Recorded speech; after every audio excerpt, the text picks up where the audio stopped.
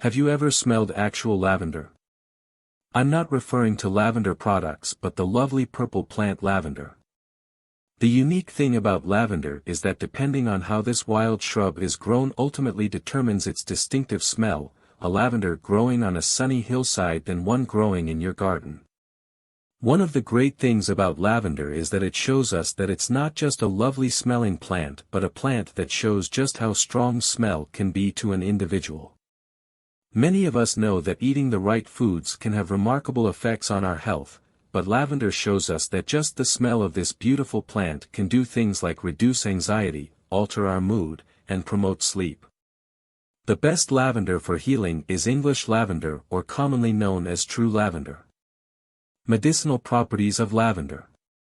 Lavender has been used for a long time to decrease anxiety, promote sleep, and bring about relaxation. So when you have a wrinkled forehead, which is a dead giveaway for those having trouble relaxing, just smell some lavender.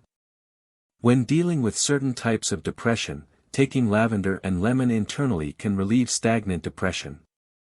Lavender and rose aromatherapy are commonly used for women suffering from postpartum depression.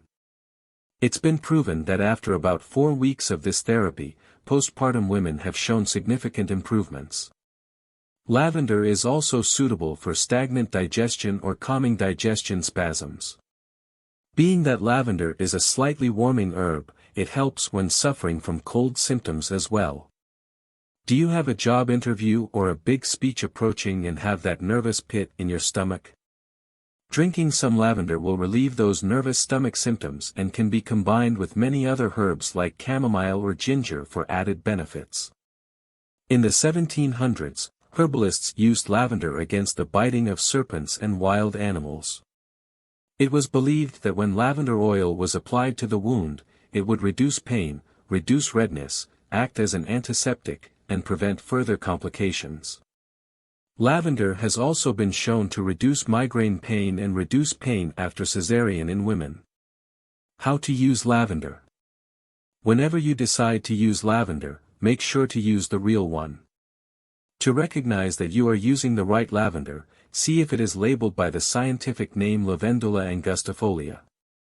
When using lavender in food or tea, make sure to use a small amount, being that lavender can carry a very bitter taste. For your tea, the recommended therapeutic amounts should be 1 to 3 grams a day.